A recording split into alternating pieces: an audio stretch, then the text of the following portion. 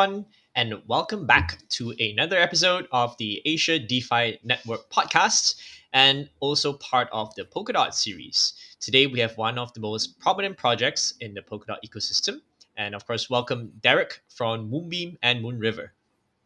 Thanks. Great to be here. All right, we have so much to dive into, and it's a very timely timing for this episode actually, because we're just about to go into the Polkadot crowd loans at the time of recording. So we hope to be publishing this ASAP as we're about to enter this exciting time. And we're going to go into all about Moonbeam, but of course, we want to cover the personal and the high level, the whole ecosystem as well. So, why don't we start off with an introduction to your background, Derek? Because if I may, there's an interesting take there where you actually came from a Web2 business. You know, it was like really successful. We're talking about like hundreds of millions in like revenue annually. And then you moved to, you started working on another layer one, right? And then before you came to Polkadot. So, we'd love to hear about that. Yeah, my background really has been in just building software, either businesses, other projects for quite some time at this point. So that's even to date, I'm dating myself a little bit, but since even the first internet wave in the late '90s is like when I came out of college and started working on software. And so I do think that actually just the experience from building different software companies, particularly the Web2 space. That is that has informed a lot of how we think about go to market and kind of product strategy, and we can dig into some of those details. But yeah, I think it's honestly it's been an advantage, I think, to just have some experience coming into Web3. I mean, a lot of founders and teams, I think it's kind of their first kind of company, in a lot of cases, yeah, particularly, it's like all the mistakes you make, right? So tons of mistakes you make, and then at least okay, well, I'm not going to do that again, right? So that's always helpful, when you're trying to figure out what to do. Yeah. So, is there anything you'd like to just bring in from that experience, right? Like what kind of mistakes or pitfalls did you kind of like purposefully avoid from your Web2 to Web3 and then to Polkadot journey? Yeah, a couple things. I mean, yeah, there's multiple things that come to mind. I mean, probably first one I would say is hiring. Like I spend like a lot of time on hiring, and I think you just realize like when you're building like a company or an org or a team, I just think people like just underestimate like how important that is to like hire the right people. So when we're hiring people, I might spend a third of my time like on like recruitment, like something like this. And I think people are surprised. They're like, you spend a third of your time? Don't you have like a recruiter? Don't you like go out kind of outsource that somewhere? It's like, no, like I want to. So I think I surprise candidates like when I'm like I do the screening sometimes. Like I want to talk to them kind of first, right? But yeah, I think that this kind of and even what I'm looking for in a hire has changed dramatically. So when I was a younger person, I tended to focus on technical skills and like kind of knowledge. I would say at this point, like I actually don't even like ask any of those questions, right? I'm like looking for like a cultural fit and like whether I think that they're going to be be able to communicate well and kind of like gel with the rest of the team. Like that's kind of like my like number one thing, because I've seen like what happens when you don't have that. You can have a whole bunch of technically skilled people, but you can have like a non-functional or like a poorly performing team basically.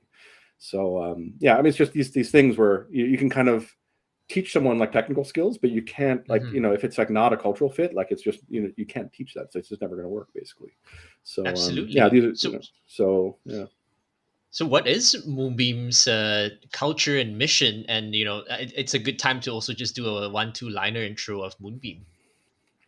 Yeah, so well, Moonbeam is a team. I'll just comment for a moment on that. I think that what I like to see is basically like belief in the mission, right? So belief in the mission, like some kind of belief in kind of Web3 and wanting to be part of that change like in the world. I think that's important versus someone who just wants, hey, I want to get paid well, I want to punch the clock. I mean, this is like you want to just see like that someone actually has like an understanding and belief in like what the mission is about, and that's what's going to motivate people to like really build something great, right? And I think energy is like also quite important. I think again, you can be like a very skilled person, but like I value like energy like a lot, right? I mean, there's just like a lot to be done, and yeah, I think that people kind of sometimes undervalue that. But yeah, just to describe, Moonbeam, and I will, go back to this question of like, things that we learned from Web 2 that were brought to Web 3. I do think that has informed our product strategy also. And so I'll kind of back up and give the story of like how we came to, the idea for the project. So I think the first thing that was clear when we came into the Web3 space, which by the way was not that long ago, it was in the beginning of 2019 that we kind of came into the space. I think it was quite clear even then that, we're going to be in a permanently multi-chain kind of environment, right? I mean, even if like then like most of the traction was on like Ethereum in terms of like Web3 or DApp development, I just think that it was quite clear even then that there's just going to be many blockchains and they're going to be specialized to different purposes. That, if you look at the history of computing, is like it's clear. There's like a lot of different kind of specialized systems that you use when you construct like a regular Web 2 application. I think it's going to be the same with Web 3. And so once you have that idea, then you realize, and you look at like what exists in the landscape. Even back then, we said, well, the connectivity or the ability for these things to talk to each other, that's going to be like a critical piece. And so I think that's what kind of led us then to Polkadot already, was this idea that I think they have this framework for building different specialized blockchains, and that they've thought about, how these different blockchains can communicate with each other. And so I think that was an immediate kind of attraction in the sense of like having like a similar vision. And, that's what led us to, kind of engaging with the Polkadot ecosystem. I think what we found once we got there was that we came to like appreciate and realize several things. I mean, one is that, this substrate framework you can use to build specialized blockchains in Polkadot is extremely powerful. But I think it became clear that it wasn't going to be a good fit for everyone, right? I mean, it is definitely this kind of, it's a more serious business, right? You're building a blockchain, you're going for these parachain slots of which there's like, a limited number. So it has this kind of more infrastructural feel that like when you're building a blockchain versus like a DApp, right? Where you're just building an application and trying to think about how to acquire users or, deliver some useful service. So I think we realized then like, okay, there's going to be some useful thing that we can, a role we can play in the ecosystem where we're providing this kind of infrastructure, but then creating kind of a developer platform where, developers can come in and build, applications that are then, focused on acquiring users. And I think the Web 2 experience was like, okay, in order to figure out what to build, well, first of all, let's go talk to people. I think sometimes people don't do that. Let's go actually talk to like developers and ask them like, well, what is it that you would want? What would make it attractive for you to like come into the ecosystem? So these seem kind of obvious, but you find sometimes people they're not trying to do this research and like talk to people about like what it is that they would use, and second is like who's the target audience, right? And like where are they now, where they live, and like what kinds of things do they know? And just to kind of figure out who is the market that we're going after. And I think just even doing some very basic research, you figure out pretty fast that almost most of the developers out there, like what they know is the Ethereum like technology stack. That's kind of been the de facto standard for a long time, and that's where most of the developers are. That's the programming languages like around that platform are the things that people know.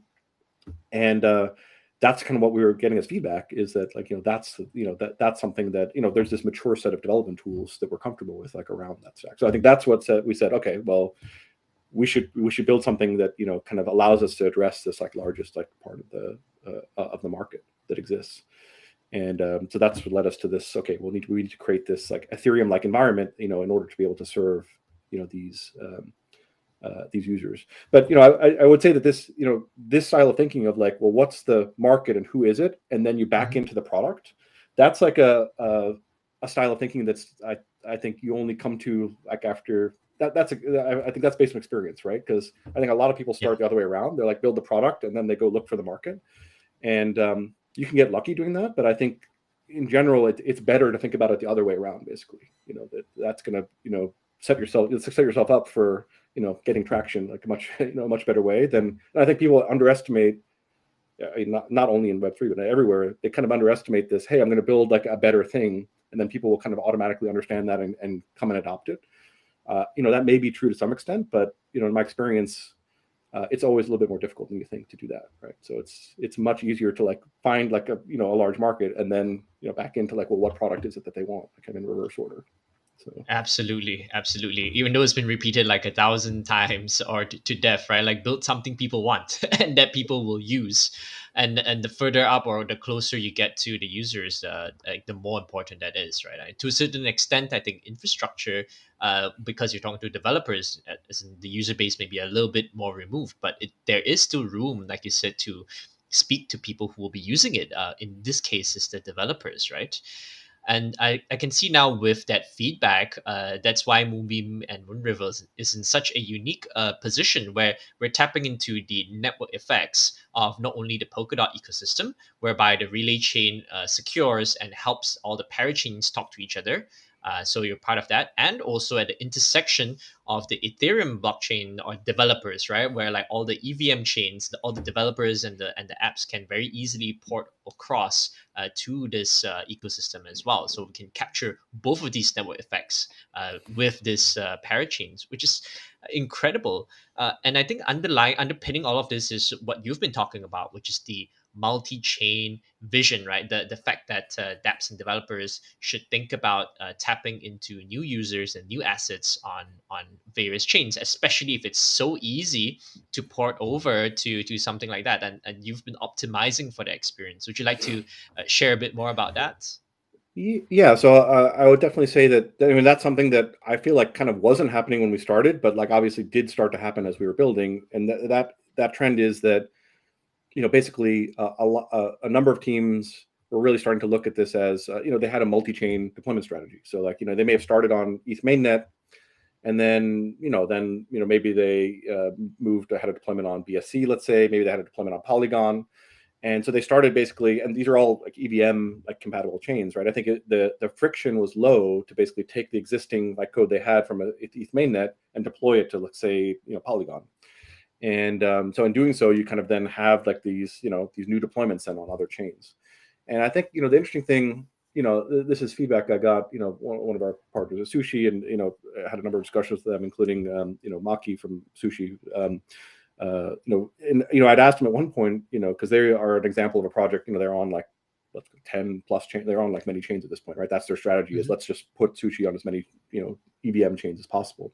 And so the interesting insight, the discussion I had with him was that he said at first like they were quite hesitant, right? They said, well, I don't know that this makes sense because we have this set of users on ETH mainnet, and if we kind of do a deployment on Polygon, say, is it the same users? Like, are we going to basically just users on ETH mainnet? Will they just move and bring their liquidity like over to like Polygon, and then it's just the same users, but we've like splintered our liquidity and kind of left ourselves in a worse spot than if we hadn't done it, right? Mm-hmm. And I think what he kind of shared with me was that that it's actually not the case. Like what they found is as they deploy to new chains, it's like almost entirely like new users and like assets they're picking up on different chains. And every chain kind of has its own community, its own users, its own its own activity, let's call it. And that they found that it's like net accretive, basically, like as they're moving to different chains, they're picking up like TBL, aggregate TBL, and active users and other things. So I thought that was a pretty interesting insight, and I think that's what's fueled this idea for a lot of teams to say, "Hey, I want to pursue this, multi-chain strategy." Now, I think, it's a very kind of primitive thing, like right now, I would say, right? So right now, you kind of it's like porting, right? You kind of have your app on ETH mainnet, you then have like a complete copy of the thing, over on chains A, B, C. It's like, and they're not really connected together. I mean, the integration tends to be on the front end, right? You go to the front end and then you pick like, okay, which chain do I want to connect to? And then you're kind of directed to like one or the other. And so that's where, I think we're at kind of like step one. There's going to be like a lot of like evolution, I think, to, to kind of to take better advantage of like multi-chain. But right now, that's kind of still the state of the art in some sense, is this like having multiple deployments when it comes to multi-chain.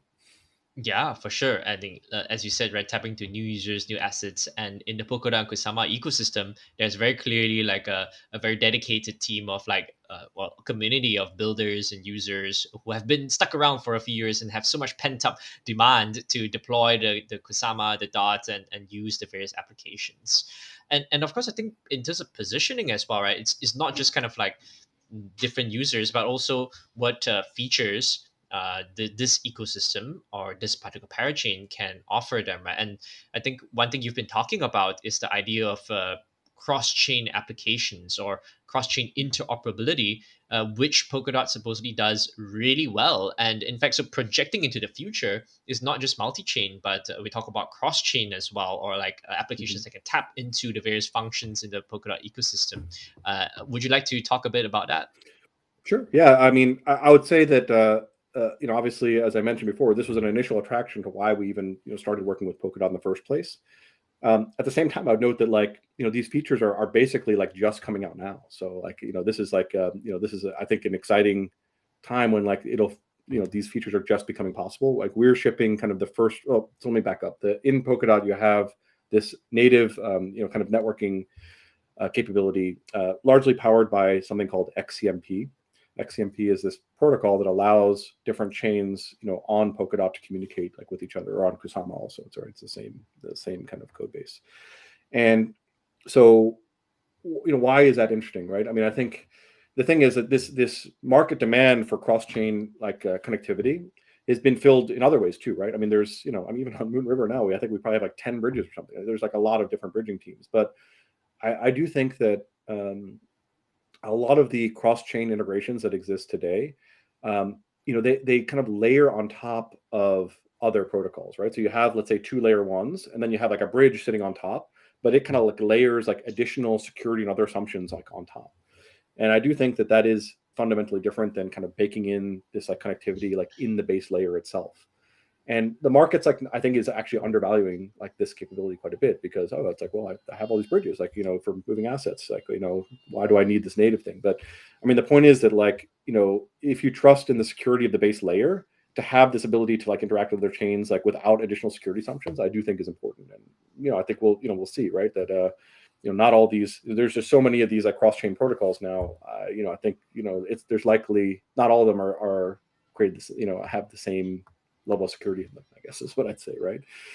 So I do think that that's something that's going to be extremely important. To describe some of the features that are being shipped shortly here on Moonriver, based on XCMP, the first is definitely token movement. So I'd say that that's the first cross-chain scenario that almost anyone is, that's the first one that's obvious to tackle.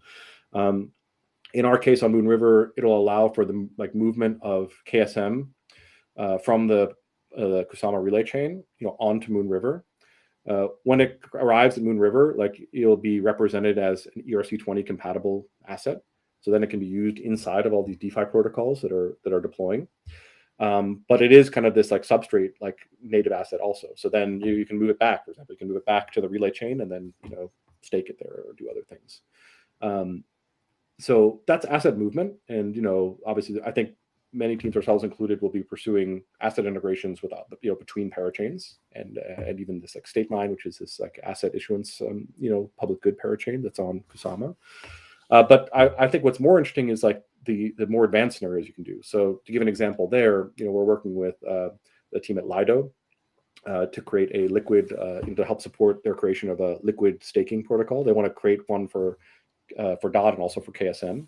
And so what they're doing is they're deploying a DApp onto Moonriver, but then we're providing the hooks for them to be able to kind of remote control staking operations on the relay chain, on the Kusama relay chain. So they have this kind of Ethereum style DApp, but then they're able to kind of do these remote calls, let's call them, to perform these staking operations. That's interesting to me, right? So that's basically, that's kind of what I call an early example of a natively multi-chain application, where you're kind of doing something on one chain that is good for, our chain, for Ethereum compatibility, but then you're taking advantage of functionality that's on another chain. That's kind of the direction I see things moving in, is that and that's something that I think Polkadot's uniquely its architecture is uniquely designed to allow for those kinds of applications. Yeah, exactly. And like you said, it's so underappreciated right now. And maybe some people who tune in right now may not even be aware of those functionalities. So maybe I'll take a step back and very quickly just run through the concept of parachains, where actually, when we talk about parachains, actually each project is a blockchain on its own. It is a layer one protocol that has its own kind of consensus, its own collators, its own block production, and you can build your applications on top of that. And below that, actually, Kusama and Polkadot are what we call layer zero relay chains, which actually secure and help these parachains interoperate. And one interesting feature is that actually to use the relay chain, the parachains actually don't pay anything. Right? You just need to plug in and you get to just use the relay chain to publish a block. So it kind of like solves some sort of like scalability, security, interoperability problems. But in exchange for this kind of a feeless, I guess, usage of the block space, there is a rent or kind of a commitment that is required, and that is to win the Parachain auction. Yeah. And to achieve that, of course, we have to lock up either Kusama or DOT to win the Parachain slots. And on Kusama, we've already had a few batches of Parachain auctions. On Polkadot, we're going to have the first batch of auctions coming up. So the auctions, of course, are like the highlight of the ecosystem right now. Everybody's thinking about where they should deploy their Kusama and dots. So based on the past few auctions, and of course, congratulations on winning the first batch on Kusama. Would you like to share some learning experiences from the trends, right? You see that, like, for example, we saw that the first parachain was super overpaid. I think we had something like 500,000 KSM on Akala, and then it slowly reduced like 200,000, 100 something thousand. And then people saw that, hey, it's really profitable. And suddenly it shot up again. The second batch, we had like 200 plus thousand KSM locked into each of the auctions. And we don't know yet the ROI on those. How do you think all of these trends and how much you're gonna unlock, how much you're gonna allocate, how is it kind of being reflected on Polkadot's auctions right now? Yeah. So I mean, all good questions. I mean, well, let me step back first and just comment on the auction mechanism itself. I mean, I do think that the interesting thing for me, and I think that it is interesting about this auction mechanism, is that it does keep teams on their toes, like in a way that it does that is not the case on other platforms. And what I mean by that is that there is like a barrier to entry to even get one of these, right? So I think that it's almost like a quality check. I would say there's a quality check in you have to be a pretty kind of a serious team that like is going to deliver value to even get one of these. And then, by the way, it's not just a one-time check, it's a check that happens continuously, right? So it could be the case that some team looks very promising, has momentum, is kind of say, okay, they get a slot, but then if you fail to deliver, you're unlikely to be able to kind of remain in the slot. So there's kind of this it's almost like a built-in curation system that will tend to curate like the best and most valuable projects to occupy this like scarce resource of these slots. So I do think, I mean, while as a project team, I think that creates some challenges and things that we have to think through. It is like ultimately quite interesting in the sense that in the system design like element of it, right? That it should curate this list of like the most valuable projects to occupy the slots and force people to continue to provide to prove their value. Basically, it's not just, hey, I got into Harvard and then I was an easy ride. It's like, no, you have to like reapply like every year, basically, right? So I think that's interesting. In terms of what we saw on Kusama, yeah, I mean the slots were going for like pretty large numbers. So I do think that I mean obviously that's reflective of interest in the project. You mentioned this pent up demand. So I think Polkadot's been in development. Some people have been on a journey with Polkadot since 2017 maybe, or even maybe perhaps earlier. So I do think there is like a lot of pent up demand and enthusiasm, which is great. It can't, those prices can't remain. Like, I think there are, given the number of slots, like over time, like as there's like I think envisioned to be 100 of these things. I assume that the auction clearing price will go down over time, and which I think is actually shouldn't be seen as a negative. I mean, there needs to be you need to think about affordability too, right? I mean, you can have a team that should be given a shot basically, and again to prove their value, right? And if they demonstrate like progress and traction and user adoption, other things, you kind of don't want to set the bar too high, I guess, right? I think you need to give people a shot. And that's actually something that I think a lot of teams can do on Kusama, right? Because Kusama is likely to be less expensive than Polkadot. And then we see some teams even targeting Kusama, right? Saying, hey, like we're going to start there and just kind of prove ourselves there before we move on. In terms of what's going to happen on these first batch, I mean, I think we're going to see likely, I mean, I don't know about the 5%, but we're likely going to see potentially some similar numbers in terms of supply, like a percentage of the available supply being locked up into the first slots. I think that's highly possible. Mm. What's your prediction So. on the percentage, right? Because I think we're seeing some crazy numbers on Kusama, the first few, like even up to single digit KSM throughout the network being locked, right? So what's your prediction here? Yeah, I think that like could we see like a couple percent like of the outstanding dot supply locked up in some of the initial ones? I think that's possible. Yeah, I think, yeah. Yeah, So and yeah. is there anything you would do differently from the Kusama auction strategies? I know some part of it maybe I'm not sure how much you can review because I think it's still a competition. But are there some generalized learnings you would pick up? For well, I would say that Kusama definitely served its purpose in the sense of like we as a team are heading into these Polkadot auctions with quite a bit of confidence now because we've gone through this whole process like one time already. So, a lot Yeah. of the even the end user like education materials, the dApps that were created to like, facilitate like end user interaction. Like, I mean, we have all these things now. So then it's like, okay, let's make kind of almost copies of all these things and then tailor them to like Polkadot. And so I think Kusama definitely served its kind of canary net purpose in this sense of, Mm. it's been actually a little bit. I mean, for the Kusama auctions, I remember it was kind of like they got announced a little bit, took us by surprise almost, and then it was kind of this, by the seat of our pants. We were like only Just like do it. one step ahead of like when things were happening, right? We're like, like we got to get like the next. And this time it's almost like a little bit boring. It's like, no, okay, like we have, project plan, and here's when things are happening, and it definitely feels less rushed and more, methodical. But I think that's kind of the idea Mm. of Kusama, right? Is like Yeah. let the mistakes happen kind of there. I mean, yeah, I think even, on Kusama one, early on, like we actually managed to stall our chain because we didn't realize that, like using governance, like, there are certain things that like just like didn't work on Kusama the way we expected. So, we had Mm. that learning and then adapted our process. And obviously that's not going to happen like this time around. So Yeah. yeah, I would say that we, What's we feel that? pretty What confident. happened And actually? so it was, I think, on Kusama, basically there's two ways that you can do like a code upgrade. I'm going to get the names wrong. There's like a set code call you can do and like an approval call. So basically, like to explain context, like one of the great features of Substrate is it has this native upgradability built into it. So you Mm. actually use the governance functions of the chain itself to figure out like what the upgrade path is forward. And that's pretty unique, actually, because a lot of Yeah. You chains don't need to rely on, fork. Yeah. kind of forks or kind of off-chain consensus. So I think that is like a great advantage of Substrate. And in fact, I think it's something that leads to Substrate-based chains being able to upgrade themselves more often, which I think is actually a great competitive advantage because you can adapt to changing market conditions more quickly. But this upgradability, there are a couple different ways that you can use it to do the upgrade, and it just turns out that like one of them is just like incompatible. Like you should not use that like as a parachain, like, or you risk like stalling. And so we learned that the hard way. But yeah, I think that's learnings on Kusama. So I guess my recommendation to teams is doing things first on Kusama is certainly like quite useful if you Mm. have the time and energy to have this dual deployment strategy.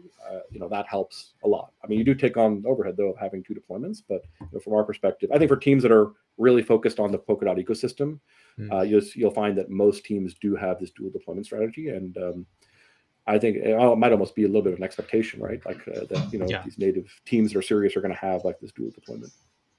Yeah, for sure, for sure. Yeah, exactly. Expect chaos, and then indeed, we did see a little bit of that.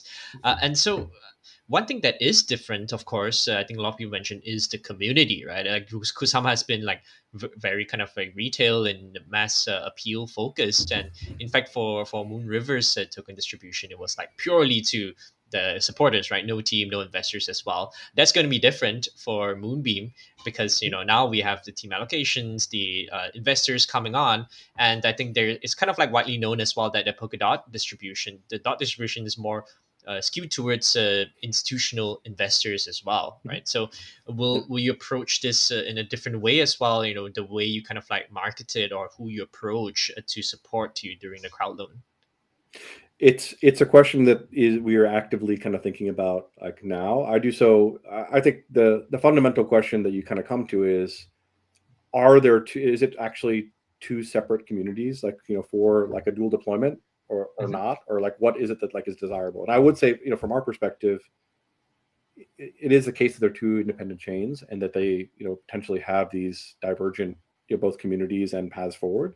but that's obviously not like, I think that's less valuable to both if that happens, right? I mean, they're it's almost like siblings, I think of them, right? So it's like, yeah, maybe you don't get along with your little brother all the time. Maybe there's like some bickering and arguing, but in the end, like you're part of the same family, and like you love each other, and you kind of like, move forward together, like, and you're stronger together. So that's kind of like our vision, is like we want to, there's differences between the two, the older brother, little brother, whatever you want to call it. Like, sometimes, you're different than your sibling, but, you're still kind of together for the ride. So I think that's our vision. And, we're going to try to figure out how we can, make sure that the communities are kind of like aligned, like, in a way where it makes sense. Because I do think that, there is, it's hard for me to imagine a world where like only one is successful and the other like totally unsuccessful. I mean, that doesn't make a lot of sense to me. I mean, I think that they're like mutually tied together in terms of success and traction. Like, oh yeah, absolutely, yeah. Yeah, and of course, we're going to do a lot of similar things on both, and I guess like if they're more similar and there is significant overlap in the community, I think one thing we can expect to see is that the community you have gathered on Kusama can actually translate to the support you see on Polkadot as well, right? Because I think one of the side objectives of the Parachain crowd loan and auction is not just to win the slot in the auction, but to gather awareness and support from people, right, who contribute to the crowd loans and loan out their KSM or DOT to lock up in a show of support in the auction. And of course, in the Kusama auctions, we saw like tens of thousands of people come on, right? Like with like some of them, they were like more than 10,000. With Moonriver, it's around like 5,000-6,000 or so. And so, how do you think about this Parachain auctions or crowd loans as community building efforts, right? Do you prioritize that as well, and how does that translate to also the Polkadot community? Yeah, I mean, there definitely is a community element, and part of the whole auction process is it's an expression of like your community support for your project, in a way, right? So I do think that that is core to the whole idea of having these auctions in the first place.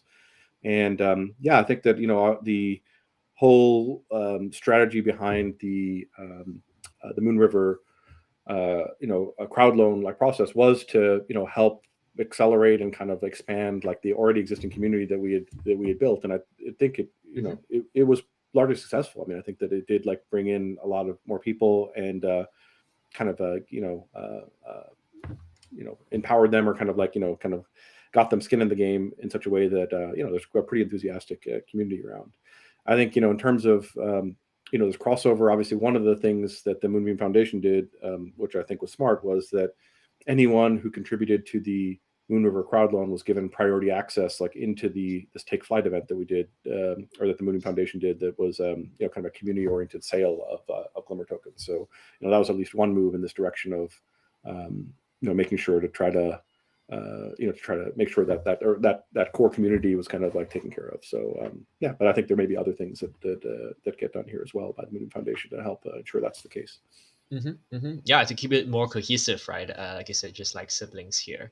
And so, in the spirit of then, engaging with the community and developers, people who are supporting you and listening to their feedback, I'm curious to hear then, like from their perspective, what is then the differentiator or the positioning, the value proposition for Moonriver and Moonbeam directly? And to be honest, right, of course, like all the parachains want to work with each other, but to a certain extent, there's some sort of like comparison and competition as well. So we can talk about like the differentiator with the other parachains, and also the differentiator with other EVM chains, right? And I understand that it's not kind of mutually exclusive. That of course you can do multi-chain, right, and you can use all of these parachains, but there has to be a certain kind of like niche that we're occupying. And of course, for Moonbeams, we're talking about like the EVM compatibility, super kind of easy to use, right? How would you expand on this? Yeah. So, I mean, obviously, that is a question that we've gotten is, okay, well, so you're going to have these two things, like which one do I use? Or like what, is it one or the other? Or like who's supposed to use one versus the other? So, I mean, a few thoughts on that. One is that what we've seen already, like, not, like I said, 9 weeks in at this point on Moonriver, is that there's a very large demand for credibly like secure and decentralized block space. I mean, in some sense, that's the good that we're serving to the market in a way, is like, this block space that we have available. I have like basically zero concerns that there's going to be people that want to like occupy, the two sets of block space are on offer on both like Moonriver and on Moonbeam. I mean, that's already quite clear that there's not going to be a question of like, oh, can we like find people that want to like use this block space? It's like, no, it's already, there's already quite a bit of demand like building. So the question is more, okay, what I can make maybe some musings on like how I think it's going to play out, right? I do think that what may happen over time is that certain use cases like may kind of cluster together and kind of prefer like either one or the other. And there is while the code is the same, I mean, there is going to be likely a value difference like between the two, just given that the relay chain asset, there's a value difference in the relay chain asset for Kusama versus Polkadot. And so, I do think that people that just want, and the value of the asset does tell you something about the economic security guarantees that you can get like from the base layer. So I think for people that want like the maximum economic security, they probably are going to prefer Moonbeam and Polkadot, right? In general. For people that are willing to where that's less of a primary concern, and for example like cheapness or throughput is like more of a concern, they may prefer actually like Moonriver. So what does that mean? I mean, we'll have to see. I think one thing it could mean is that the heavier duty DeFi and like higher value use cases could be on Moonbeam, but maybe more of the like some NFT gaming use cases that could be on Moonriver. That's one that's one thought I've had. And so we'll have to see how things how things play out. But I do see it as there's plenty of like market demand, and so I think that it'll probably be up to kind of which communities form and like where these kind of project teams decide to deploy will dictate a lot of like where things evolve. Yeah, for sure, for sure. And it's interesting that you mentioned that the NFT gaming versus the DeFi kind of like differentiation, right? Because I think we've already seen on Kusama network, of course, the like with Akala is very DeFi focused, and even for Moonriver, I've seen you share some slides, if I may. I see some logos there. Right? You talked about Sushi, talked about Cream or IDEX or Balancer, Frax, Dodo. I mean, there are quite a few names who are planning to build on Moonriver that are DeFi, and well, I mean, it's okay to have chaos if there's no assets, but when you have DeFi and you have stable coins and you have like people's like bridging assets over that are significant to them, it kind of like we can't treat it as kind of like simply anymore, right? It kind of like we almost can't afford to be too lax with Kusama, even though it's a canary network, right? So, how do you think this is gonna evolve over time? Will we somehow treat Kusama as like also a valuable network, or like somehow equally valuable, almost as valuable, but just kind of like fast iteration cycles? I see it more as the latter. I mean, in terms of like care that's being taken, like in terms of code quality and deployment. I mean, yeah, there's already quite significant value, like even on like Moonriver. So it's not like that's not something to be taken lightly or to kind of play games with. So I mean, in fact, I've heard the kind of some of our team, and I've heard complaints of like, well, this is supposed to be the canary network where we can kind of have a freer hand and try things, but like we have to be just as careful as like there's no difference in care basically. Yeah. There's so much value here, so we almost need like we need another canary. We need the canary net to the canary net basically if we actually want this environment that fulfills kind of maybe the original idea that Parity had. So yeah, I mean, I think, but back to your kind of original point, like I was saying that there might be this use case clustering, but I would make the point that it's not going to be these like sharply like delineated lines where like, okay, DeFi like goes here and then there's no, because what you realize is the category boundaries are kind of like blurring as well, right? So I mean, to have an NFT ecosystem, like you need like other DeFi services available there. You can't like not have like DeFi services. So I think it's going to be more like a kind of a directional kind of concentration of like data points kind of thing, right? Where you may have like directionally like more concentration of one thing like on one network versus the other, but it's not the case that it's going to be all on one and like nothing on the other one, because it's an open market, so people will fill, like if there's an available kind of niche to occupy and get value and kind of drive value, people will do it, right? Is what we're finding. And we see that now where I think that as there's kind of unoccupied like niches in the DeFi ecosystem like available on Moonriver, they're getting filled. Like, so, it's like, oh, like I see there's, an opportunity for lending and borrowing, or, for, even for like a Ohm like fork or whatever it is, like I think people are like, oh, like I want to do that, right? And you see teams kind of already starting to like fill anything that they think is a juicy kind of spot to like occupy and just be a first mover there. Yeah, absolutely. Well, we'll see, right? We'll see. And I think partly as well, it's because the Polkadot Parachains are not live. So then the only option projects have is to build on Kusama, right? So maybe that's partly why, like, for now, it feels more serious. And when we have the Parachains on Polkadot, when we have the relay to relay bridge, we may see, some activity move towards the Polkadot. I guess it's anybody's guess, right? We'll see how everybody evolves. But one thing that is clear that has happened, of course, aside from the projects, is also the sheer amount of like Kusama staked, and then that's translating into kind of the value of the tokens on Kusama as well. I think these have some implications to be discussed, right? So firstly, if a lot of like Kusama is unbonded and then going into the crowd loans, that kind of like somewhat like takes away from the security of the network, perhaps.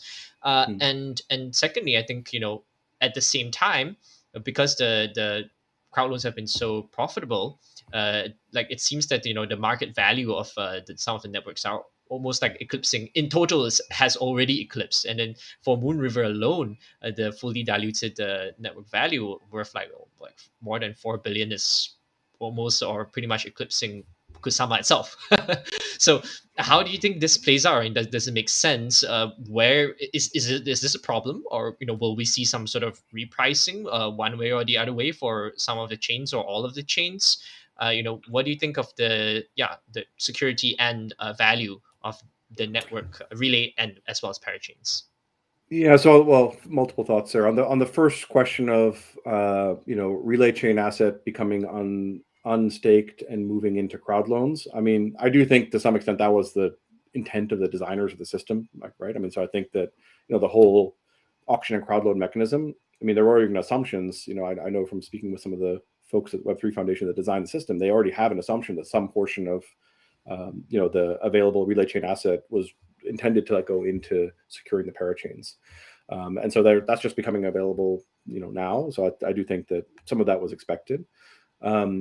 I think there's always this interplay. I mean, when you actually talk to like people, the holders, there is this like interplay, between the returns that one can achieve via staking on the relay chain versus deploying those same assets into crowd loans, or as I was describing before, this integration of being able to move the asset like all the way into like protocols that are deployed on the parachains.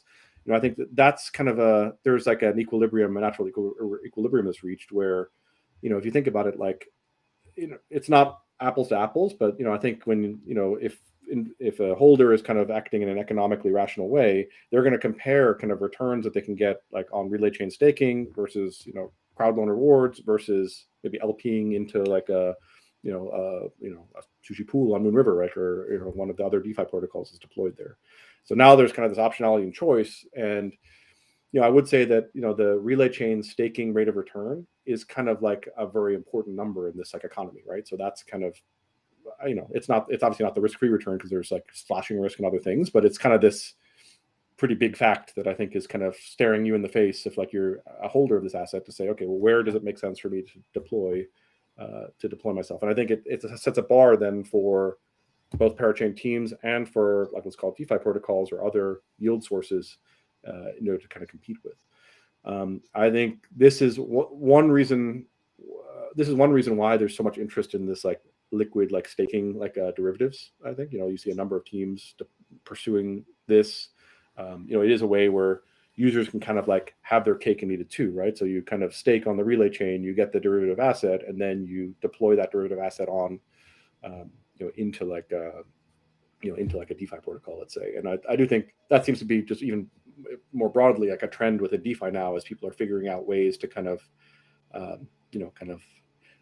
loop their asset like multiple times, basically, right, to like get like compounded effect, right? So I do see that directionally as something that's happening more broadly, but that's I think so that's kind of all happening, and I expect that to happen. And and I would say that there are people that are not that happy about that, right? So for example, like on this this liquid staking side, I mean the pushback I've heard about this is that, you know, it could lead to like centralization of the, you know, of the validators basically, right? Because then you have like a liquid staking protocol that's like kind of at least becomes a power player then in terms of like deciding like, you know, what validators there are. But I think it's basically inevitable, right? I mean, I think that these things, you know, you set up a system and, you know, they're like, you know, where there's a will, there's a way. People find a way, even if it's through like a centralized exchange, right? They're going to find a way to like, you know, kind of achieve the effect that they want. So yeah, I mean, there's an interesting dynamic there, and like, and we'll see, you know, we'll see where things land. I mean, it's I think that as these new capabilities come to bear, wouldn't be surprised if people want to get this like compounded like effect. Like that's kind of like what people want to try to maximize, you know, the returns that they're able to get. What about the other side about, you know, security? Because the underlying relay chain is supposed to provide economic security with the proof of stake, right? And that relies on the economic force of like needing to buy some of these assets and stake them. And I think that's the nature of proof of stake, right? It's about the capital.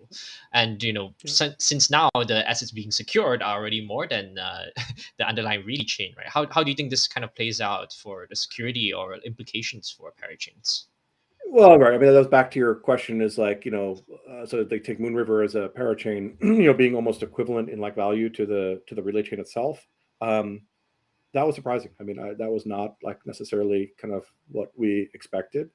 You know, on the other hand, you know, I mean, you see a lot of thought has gone into this, like with respect to Ethereum, right? And looking at, well, what's the value of the base layer, like ETH as an asset versus like all of the protocols that are deployed on top. And I think, you know, I haven't looked recently, but I do think that has like, you know, flipping at this point, or there's, you know, there is like, you know, a lot of value deployed on top. So, I, you know, you know, you're kind of like, well, what, you know, what is kind of correct or not? Like, I guess I've almost given up trying to like, you know, go in like, you know, presumptively with, oh, this is like what's correct or not. I mean, you kind of just learn, right? Like the market tells you kind of what is reasonable or not. So yeah, I think that when you think about it though, I mean, the relay chain is quite specialized, and it's specialized, but it is also narrower in focus basically.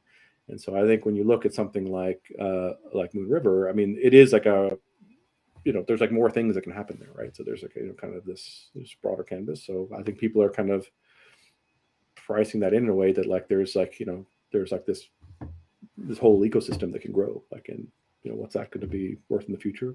You know, people are making their bets on that. Yeah.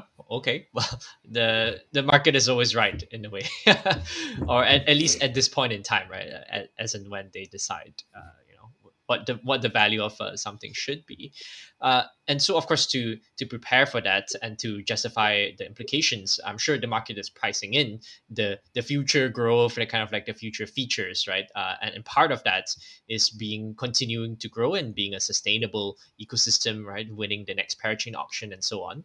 And so I think one of the common strategies that everybody has been talking about is to then maintain a dominant position by using your advantage as a parachain that has won to accrue a treasury or like kind of like a sovereign fund for the parachain itself.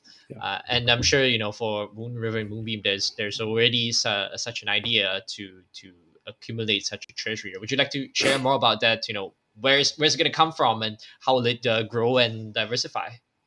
Yeah, it's something that like isn't talked about a lot. Everyone's focused just on this kind of initial, you know, which parachain teams are going to occupy the first slots, who's going to win auctions, and so forth. But this is part of the challenge that's being handed to parachain teams.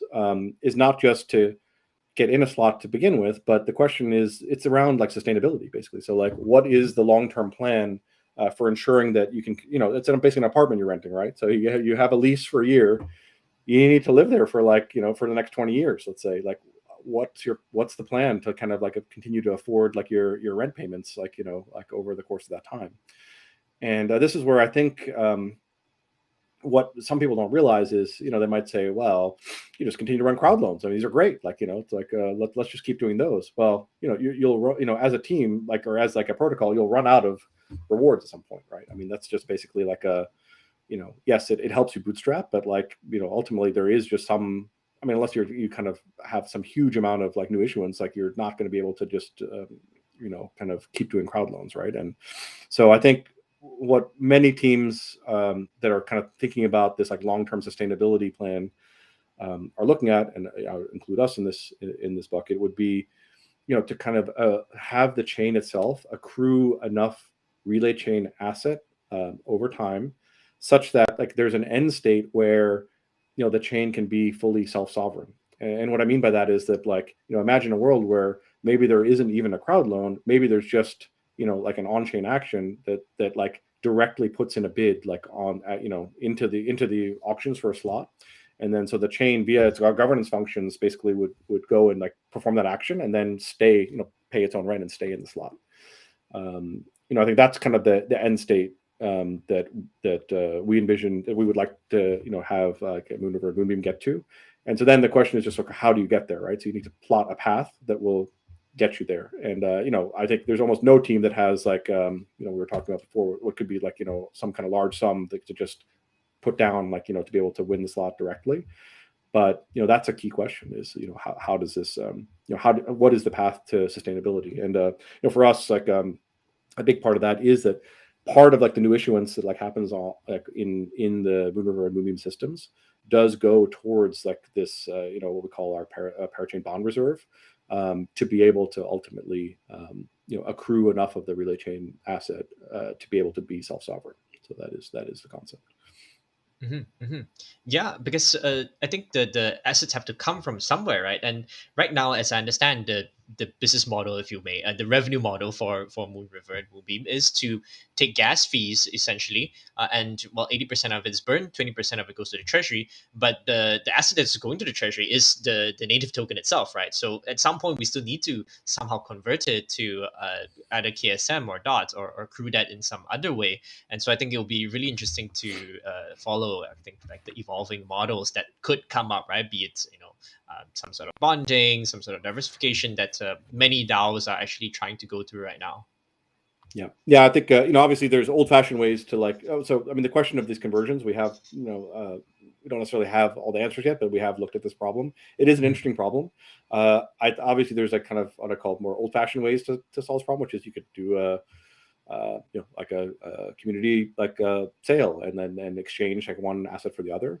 It turns out that like just directly trying to use protocols like that, like if you have local DeFi protocols, is actually a little bit tricky because one simplistic idea is like, hey, well, we have these like dexes like on the platform, let's just do a dex trade. But you realize that like there's like practical problems with this. So, like governance motion might take like 3 days to enact. So like think about like the front running is possible if you see some like huge trade like slow motion like coming into like a dex. I mean, you're going to get like heavily like front run. So there's like practical challenges here. What I think I'm most interested in is I do think that you look at some of these like newer DeFi protocols. I mean, there's like for example, there's like the Iron Bank. There's other like there's like new protocols that are kind of targeting other protocols as their customer, basically, right? And so in this case, for one thing that would make sense could be, let's borrow like the relay chain asset and use like our own asset as collateral on some kind of protocol to protocol like action. I think that's like interesting, right? Because it might be the case that you don't even want to give up like that, like the native like asset. You just need practical access for a fixed like amount of time for the relay chain asset. So I think that we'll continue to see kind of evolution in this area as there's more customers for like these protocol to protocol kind of actions to target. Yeah, that's a really interesting idea. And I think alongside that, there's been an emerging narrative around DeFi 2.0 as well, where protocols control value or liquidity, and they can either give that out or like buy that through some sort of like a bond in some cases where like people actually give you KSM or DOT in exchange for like a discounted mover or glimmer token, or to give you some liquidity. And in that sense, then the treasury or the protocol actually then owns it and you can use it in whatever way you want. So that perhaps the DeFi 2.0 kind of tactics can then overlap or like merge with the Parachain treasury building tactics, right? I think we'll see how this evolves. Yeah, no, I think that's right. I mean, I think a lot of the DeFi evolution we're seeing is kind of like creating like more and more specific products that like meet just some like the actual need at hand without like a lot of other extra baggage. So I'm sure someone will maybe create a kind of a Parachain like bond as a service kind of protocol for teams like us, where we kind of put in it's kind of, it just pays for like the carry like time like of that asset for the Parachain like lease duration. So Yeah, and I think over time I can see a future where, like, if all of the major parachains have a substantial amount of relay chain assets, essentially you'll become like the mega corporations of the ecosystem, and not only fund yourself, but maybe even like future parachains, right? Other newer or smaller parachains, right? Perhaps that could be some sort of a group or a DAO or a syndication going on. I think the possibilities are endless. yeah. So before kind of like we get lost in with our heads in the clouds thinking about the future, let's just come back to the immediate present, right? I think we have just a few minutes left, so I want to leave everyone with a concrete call of action as well. The auctions are coming up, so there are very concrete things that people can do right now to prepare for that. What would you like to share with the audience here today? Yeah, so I would share that the Moonbeam Foundation, like just as was done for the Moonriver, there will be a crowd loan initiated shortly. I'm not sure exactly when this video will be posted, but it will be maybe even by the time it's posted, it will be up and running.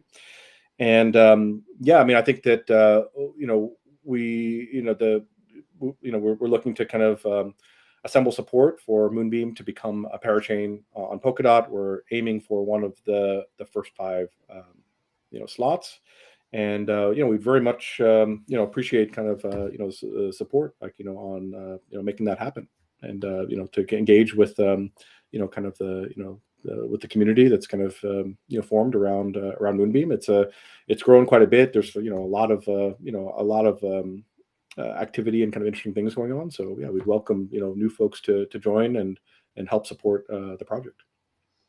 Awesome. And of course, to wrap it up, as always, is there anything you like to just shout out, or would you like to anything you like to share with either builders out there, community members, fellow parachains? Is there a message you'd like to leave us with?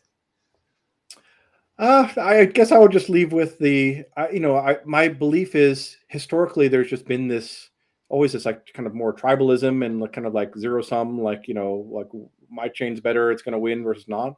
I Mm. like to think that this, as we're moving further into this multi-chain kind of future, it just becomes less that becomes obviously like less, sensical, basically, right? Because you move into an environment where you can kind of different chains are good at different things, basically, right? Mm. And you're going to be leveraging all of them, like or many of them. So I like to see that. I think that's kind of built in, very deep into the philosophy of Polkadot, and yeah, I think that's kind of the message that that we like to give is kind of that in the future, I think that it's just all positive sum, basically, and we'd like to be able to push that forward.